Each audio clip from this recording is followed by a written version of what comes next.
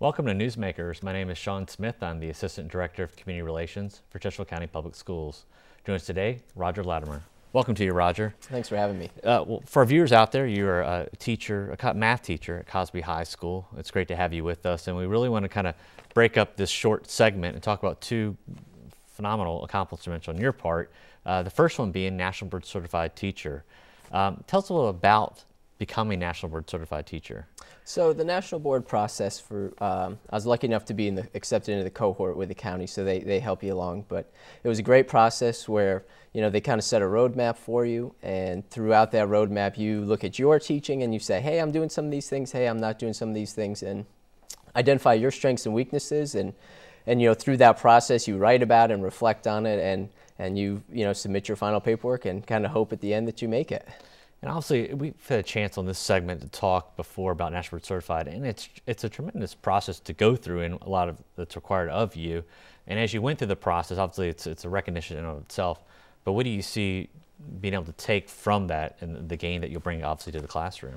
I think, you know, the hardest part with teaching is we're so isolated from other people, and all we really know is what we do ourselves. So I think having this outside group of people be able to look in your classroom and look deep and see at your beliefs and be able to recognize that, hey, you know, you are doing the things right that you need to be doing. I think that just feels really good. And in the classroom, I feel like it brings kind of a sense of confidence now, that it's saying someone else believes in me. You know, I've always believed in myself, but someone else believes in me too. And I think that part kind of just shows in the confidence, and the kids say, hey, you know, this guy's nationally board certified. I think that means a lot for the students and for the school community. It's definitely a tough process, and Churchill's fortunate to have several of you. And we think about that award, and help me on the timing on this, but I think it was really close from becoming National Board Certified to when you also learned that you had won the REB award with Cosby High School as well. Yeah, that's correct. So the REB award I found out on a Monday evening. The following Saturday, I woke up at about 3 a.m. to check my National Board certification and see that I did achieve as well. Oh, so, wow. Yeah, less than a week. So tell us about the REB award. I know it's $12,000, but I had the chance to read through the explanation, and it was overwhelming to read it, but share with us exactly what the award was for. So I've always had an ambition and a goal to go out and hike and climb a mountain. Everest seemed a little bit too far-fetched, so Mount Kilimanjaro seemed like one that would be safe enough to go out and not have to worry about dying, yet I could make it to the top. And I know risk management appreciates that. Yeah, exactly. And so I said, you know, how can I bring this in my classroom? And what I kind of focused on was the statistical processes of the melting glaciers. So there's a lot of data sets and predictions as to when they'll be gone. And that's something that ties directly into my classroom. And so I thought, how cool would it be to have me at the top of Mount Kilimanjaro with glaciers behind me and have that example to talk about in class to really engage the students.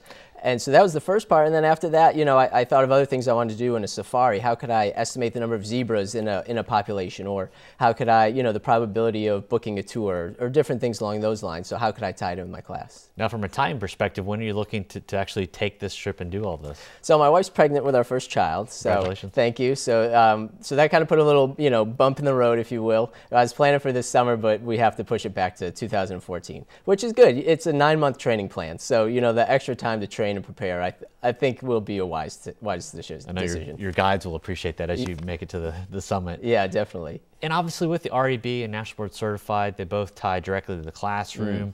It's certainly a benefit, obviously, for the students as well. But with REB, you have clearly the chance to come back and take some real-world experiences. How do you see taking some of that data, information, and little world experiences and bringing that back to the classroom? So like I said, the main focus for me was that the melting of the glaciers, looking at that data set, and it's a nonlinear regression. You know, we won't get into all the technical details, but it's a nonlinear regression, and it's just a cool example that kids could pull in. Along, you know, the other lines, like I was saying, the safari, the probability of seeing different animals, or estimating population sizes. You know, you could really kind of do anything. I teach statistics, so I have the ability to live in the real world, and so I have all those problems that we can tie in and connect to. Well, thank you so much for being here. Congratulations on the family edition. We'll have you back once you have the chance to do your trip as well. Cool. Thanks so much. And thanks to our viewers. Please join us the next time. We're about Chesterfield County Public Schools.